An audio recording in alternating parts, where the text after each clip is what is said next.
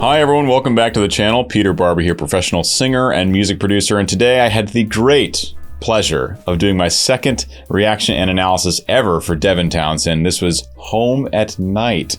A lot of mystical, magical dreamscape feels, a lot of operatic leaning singing, as well as a number of other styles. So it was really, really fun to analyze this one. Lots of cool stuff to talk about. So I hope you guys enjoy. I hope you learn something, and I'll see you after.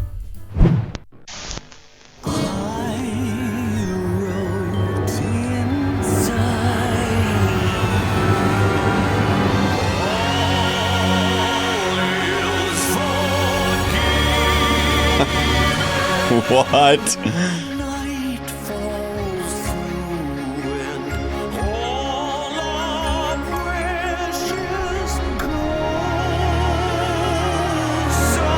Oh goodness, I'm really in for it. Wow. Okay. So he's singing opera in this one. Or with a very operatic leaning tone, right? We'll talk all about that. I'm excited.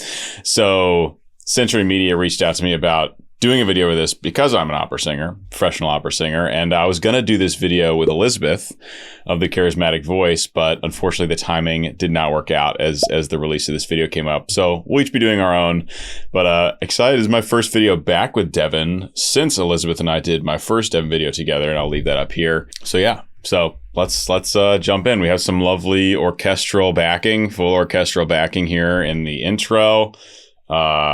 Feels like it's going to be a big sound. And then, I mean, hey, he sounds awesome so far.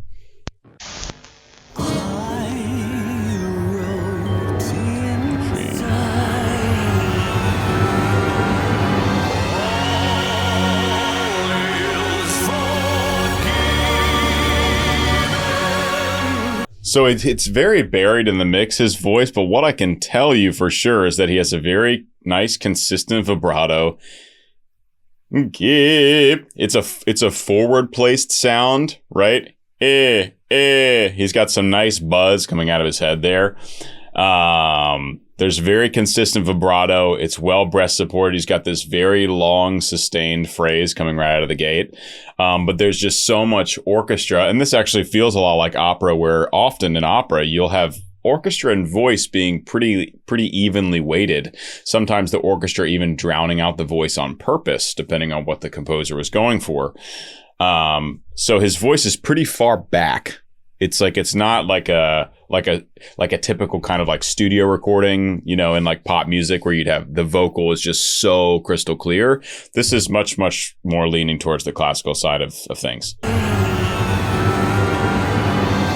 Also, just like listen to this, like this primordial soup of instrumental sounds happening before it resolves into this first vocal line.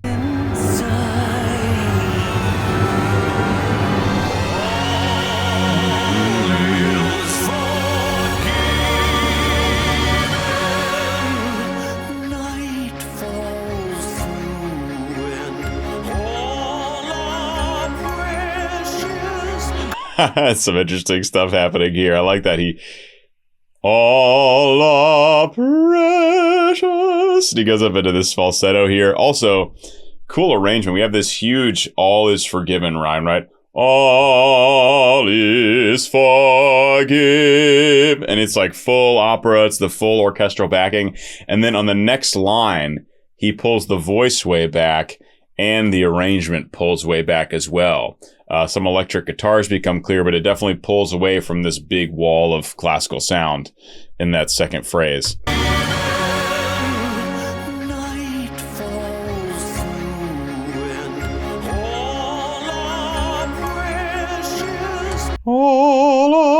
So he's, I will probably often be demonstrating an octave down because we have very different voice types. And I'm not trying to blow out my voice or this poor microphone today. Oh. Okay, so he starts on a C sharp 4, chest voice, and then flips up into falsetto. The thing is it's a low place to switch to falsetto. So this is very obviously a Devin artistic choice here. He has a lot of these vocal quirks and things, if I remember correctly, and he's very charismatic and fun and authentic on stage. That was one of my favorite things about watching him last time, in addition to being a great vocalist and musician. So he has this really funny, almost like a Tenacious D thing. Oh, and then he and like switches into the really light falsetto. It's great.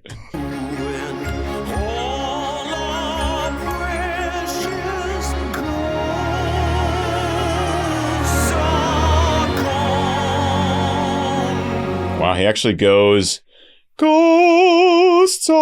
then he gradually brings the thyroarytenoid muscles back into it, and so he kind of he reconnects with his chest voice. He goes from like a falsetto into a mix into a chest voice by the end of that.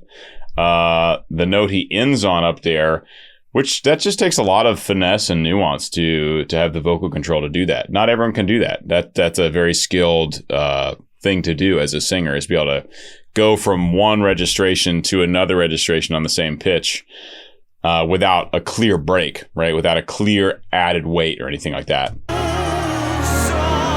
Yeah.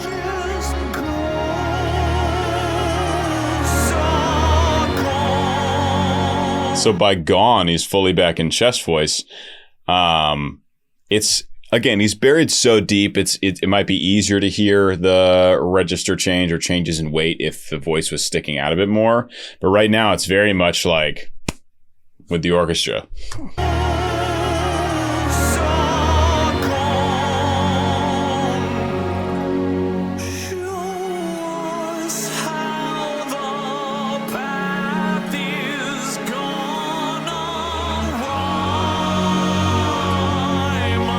Right, so he's got like the vocal fold closure and like the breath support of operatic singing.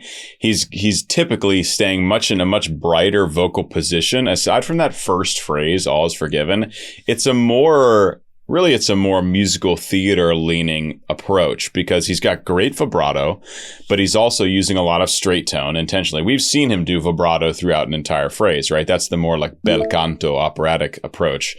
But he's doing a lot of contemporary straight tone with moments of vibrato, all with this pretty bright forward placed tone.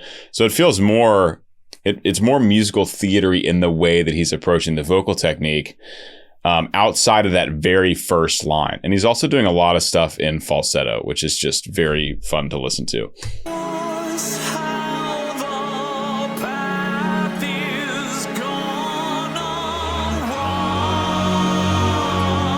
Gonna ride. Not gonna ride. Again, I'm doing an octave down, but the difference there was a much more contemporary musical theater approach rather than a full classical approach. But some of the elements, right? Some of the elements are very similar. Like the vocal production is similar in some ways. I guarantee he's producing a powerful, efficient tone, even without a microphone or anything like that. It would be a solidly produced tone in the room.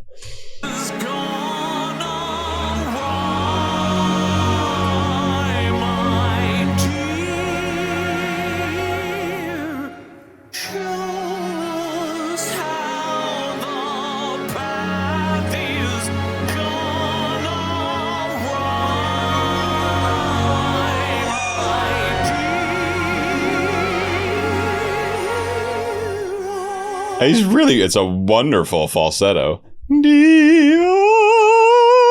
what I love is he's got a very lovely vibrato up in his falsetto as well.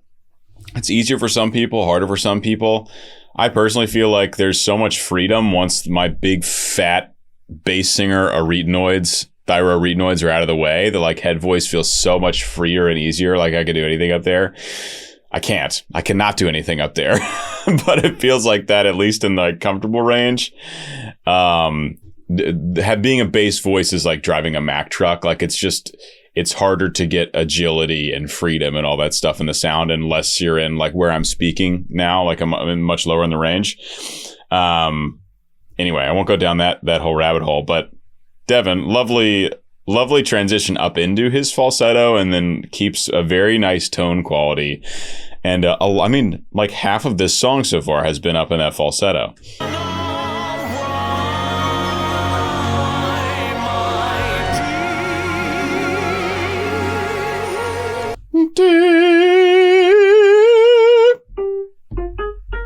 So this is up to tenor high B flat. I think he can sing that high in chest voice, but I mean, it's all part of this kind of like mystical dreamscape he's created with the sound, right?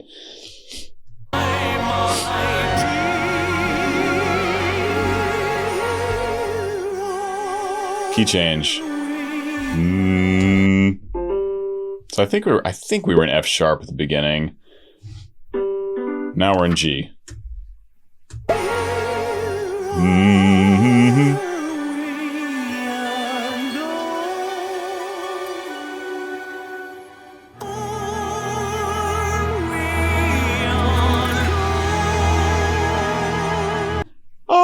Falsetto, we chest voice alone. He's like, it's just going in, popping in and out of registration. Also, I love this. He is actually just alone in the theater performing. He is a character, this guy. This guy is a character, big time. Yeah, lovely vibrato. Alone. Like, that's just like a sine wave. It's beautiful. Nice.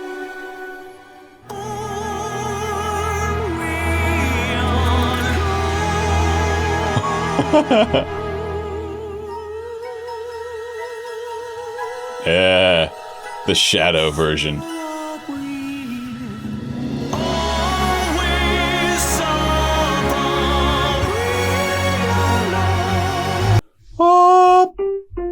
So F sharp chest. That's the highest we've heard him go in chest voice so far. That's more of a belt, right? More of a belt there. Getting up into that yelly quality that's so exciting in a tenor. He is a tenor, right? I mean, based on this, it's really hard to tell. I can't remember where his vocal range was in the last video we sat, but I think he's more of a tenor.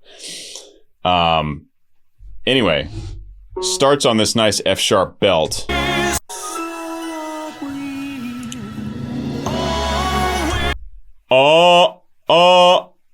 So he's doing a glottal attack there that really helps get the vocal folds together right at the start of a phrase instead of That's a coordinated onset. That's when you kind of coordinate a softer onset with the breath and how the vocal folds come together. But that actually helps with vocal fold closure. So if you want a really pure, efficient, belty tone, it's actually quite good to use a glottal onset like he does here. And always is a, the of always is a great, that's, he doesn't have to change anything with that. It just uses the language.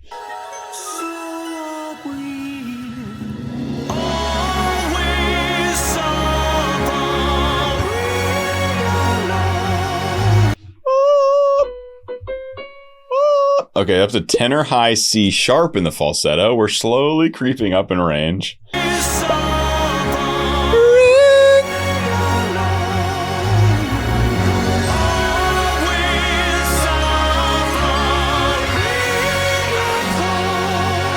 See, he brings more vibrato into this second phrase. Always suffering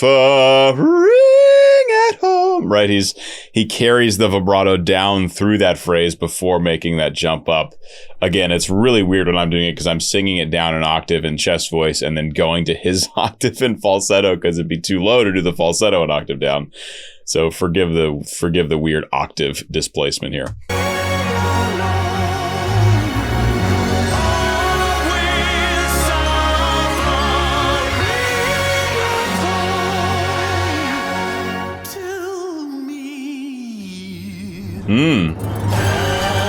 Tell me. So this is just these like glissandos down, right? It could be tell me. But he's got these slow slides from one to the next, connecting them.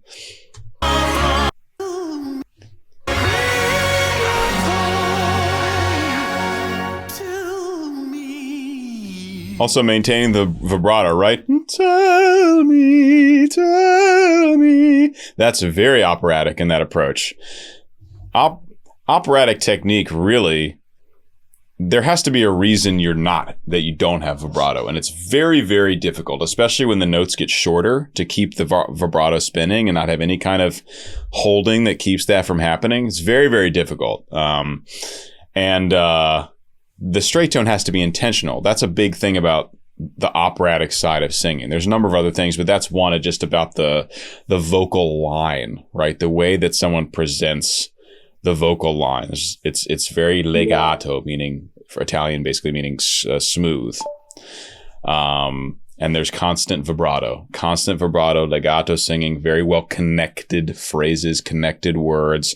And this is just a great example of that, where it's like you're saying two words, right? They're not inherently connected.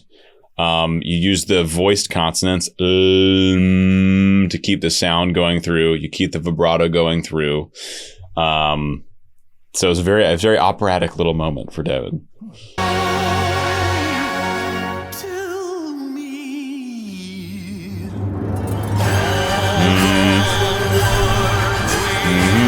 G minor.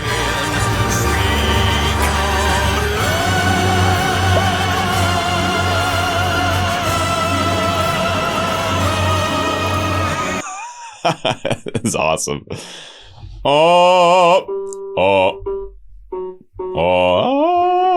So he does a full octave jump up to a glorious big high F sharp, and then comes back down.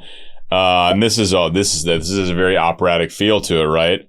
I love the staying on one pitch for a while and then jumping somewhere. That's very exciting because it feels like the longer he stays on that pitch, the more energy it builds to sort of explode into something else. And then he does exactly that.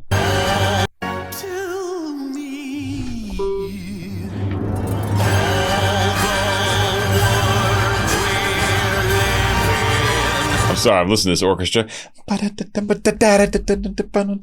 Trumpets. Really good brass. Gives a little bit of like Star Wars battle vibes.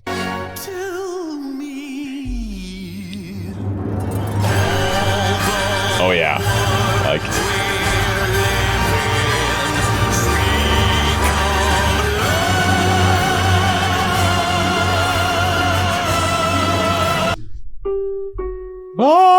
yeah, the high F sharp is where he starts there.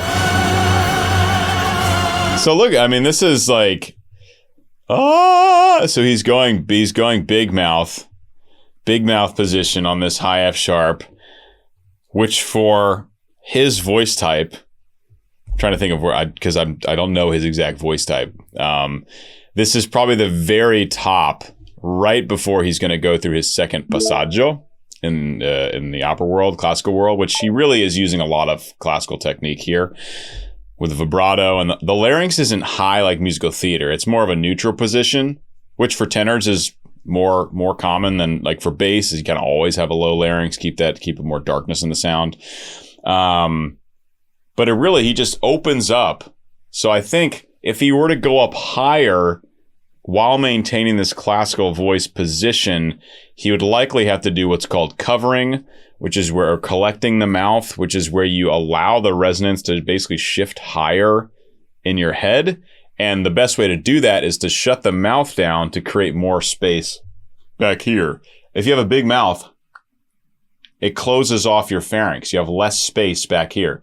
Closed mouth, a lot of space back here, even though the front position is small. Elizabeth and I have the back when she was studying opera professionally, we had the same voice teacher, a guy who I still studied with up to last summer and would love to still study with him now. I just haven't had the chance. His name's Stephen King. He's the best, in my opinion, the best classical voice teacher out there. And he talks a lot about raccogliere la bocca, which means to collect the mouth. So instead of singing a high note that feels high, it feels like you want to go for it. Instead, you go like that, and you create a ton of backspace. And that's how the sound it'll stay in tune. It'll have more cut in it. It won't sound pushed. So what would happen likely is if Devin continued up higher, he would need to do some version of collecting the mouth to make it sound as clean and collected as it sounds here on this high F sharp. Whew! That was a lot. Thanks for sticking with me.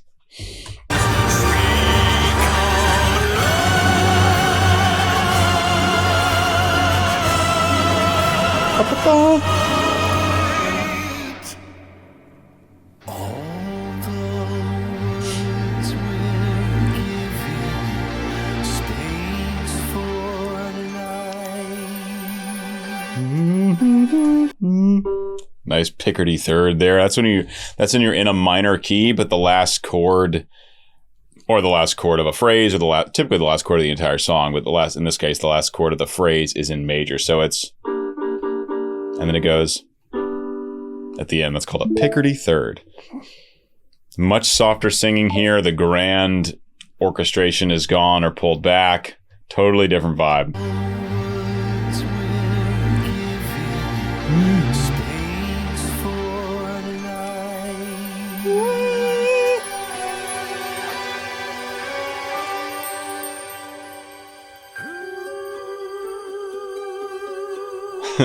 Vocal rising scale. Woo! I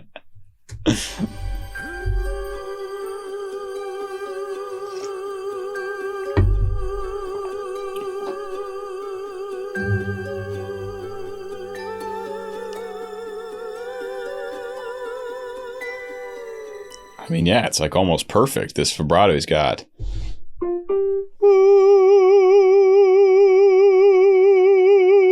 It's a delicate balance of breath support and vocal fold coordination to have. It's like you need just enough. You need just enough of everything to make it happen without pushing over it to maintain an efficient tone, right? It's not, that would be blowing too much air through.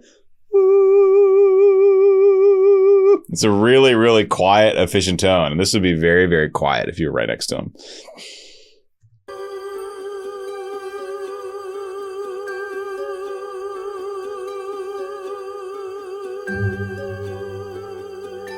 Up to the A. Up to the B.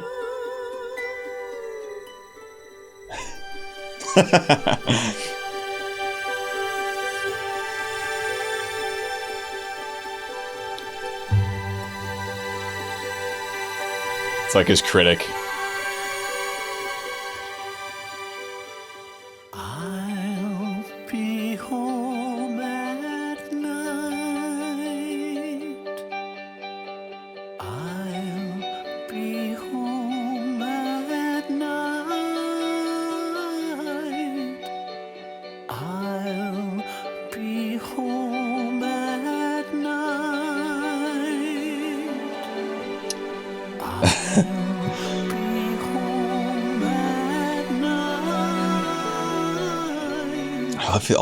I love his hands, like interpretive dance kind of with what he's singing. It's so good. I'll be home and... See, already singing really light like that gets funky for me in that part of my voice. I'll be home. It's very, very soft, right? We're so far away from the big, grand, full belty operatic stuff that we were hearing earlier. This is very much like we've got this twinkly down section, right? It's got...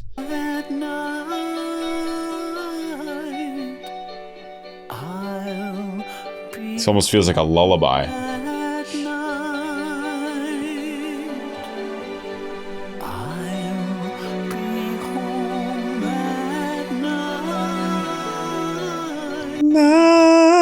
And also no classical low larynx, big backspace, anything. This is all very like light, forward, present singing.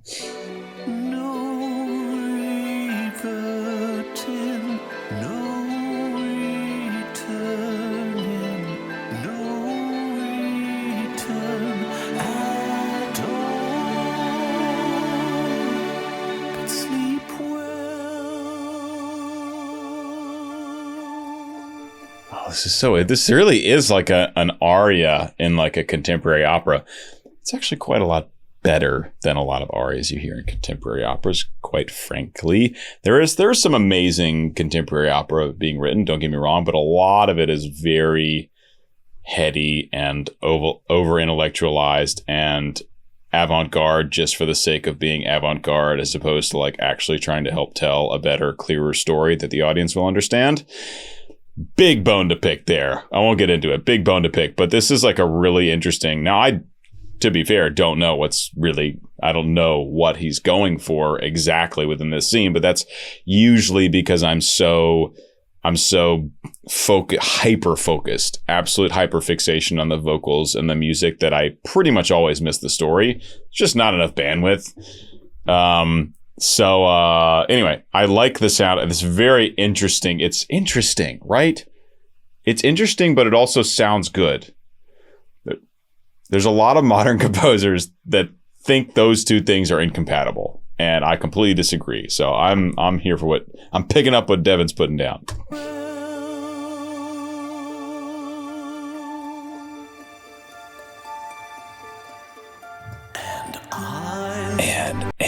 And it's like a little like a gravelly note here.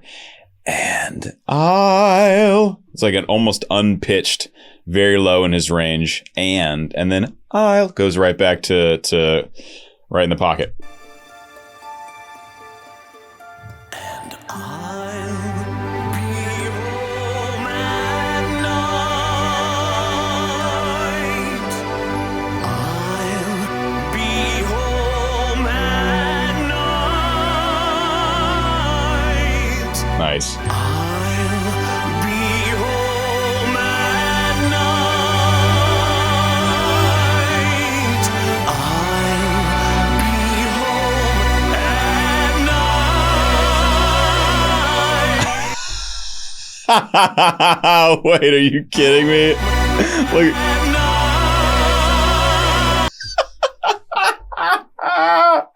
He's the best, dude. Hey, listen, that's sometimes you got to look like the turtle when you're singing a big high note. This is mission critical right here. He's got the right mouth shape, the right larynx position, the right resonance strategy, and sometimes you just got to look like a turtle. That's really funny. It's just a great voice. It's a great voice and it's a cool song. We're getting a fair amount of repeated material. We've heard this motif a lot throughout the I'll Be Home at Night. It is called Home at Night after all. I have a feeling we're headed towards a big climax though, right? I mean, it just feels like it's building back to something right now.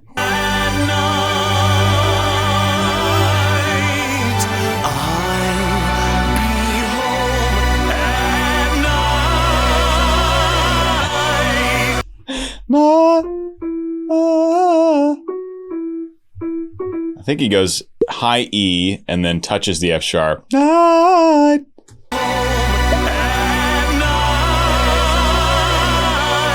Doesn't do the F sharp there, but yeah, that is how an E looks in a tenor voice, in an operatic tenor voice. They're not worried about the passaggio at E. At F sharp, then you really got to start considering what to do. Some vowels actually would already be turning over through the second passage at this point, but A vowel, Italian A vowel, night. That one for a tenor, they can pretty much always carry it up through the F sharp, and then they're going to want to start navigating. But E, high E is money. That's like I don't know, like middle C for me, like a major third down in operatic terms.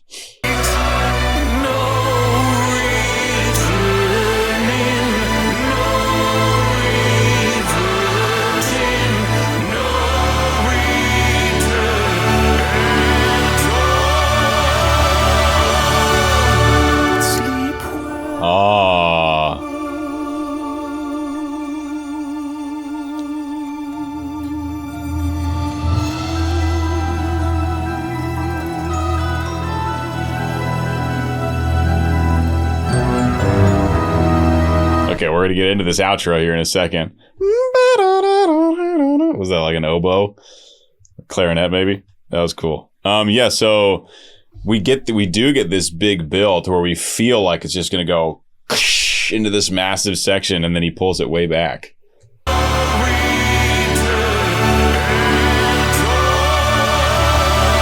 Come on! Fake out.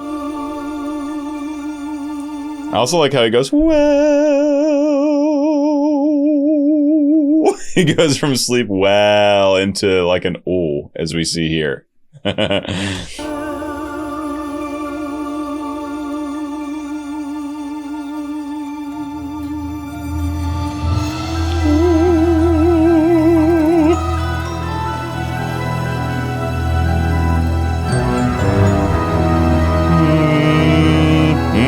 Tritone.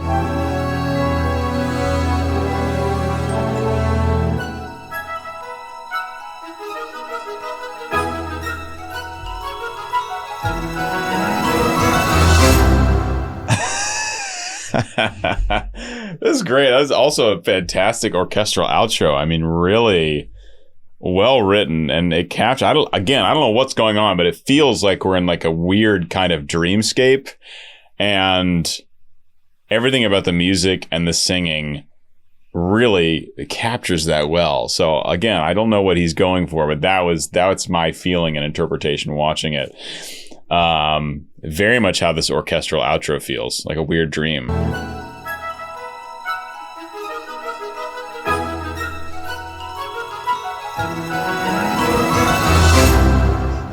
I just love that. He's just such a character. Okay, this was Devin Townsend, Home at Night, my second Devin video ever. Sorry I couldn't do this one with Elizabeth. Oh my gosh, we would have had so much fun. But we'll do more Devin, more videos together in the future for sure. Hope you guys enjoyed. Hope you learned something. Hope you gained some appreciation for his singing, especially maybe his composition. He probably composed this as well. Very musical, this guy. And I believe he also has a new album coming out. So give that a listen and a look. Yeah, guys, leave recommendations below. I'll see you in the next one. Peace.